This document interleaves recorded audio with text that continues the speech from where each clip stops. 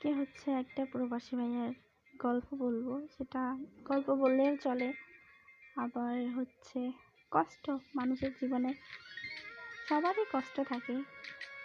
আমি ক্লাস 7-এ উঠি, তারপরে হচ্ছে প্রতিদিন স্কুলে যেতাম, প্রতিদিনই আসতাম। এভাবে আমি ক্লাস 8-এ উঠি। ক্লাস 8-এ ওঠার পর আমি স্কুলে যেতাম, আসতাম। হঠাৎ করে একদিন দেখি আমার বাড়িতে ঝামেলা হয়।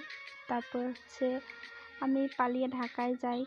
ঢাকায় কাজ করতাম, মানে 1 বছর হচ্ছে কাজ করছি, মানুষের কাছে ফ্রি কাজ করছি। কাজ করার পরে হচ্ছে 8 বছর আমি কাজ করছি, মানে মোট 9 বছর কাজ করার পর হচ্ছে আমি একটা মেয়ের সঙ্গে রিলেশন করেছি।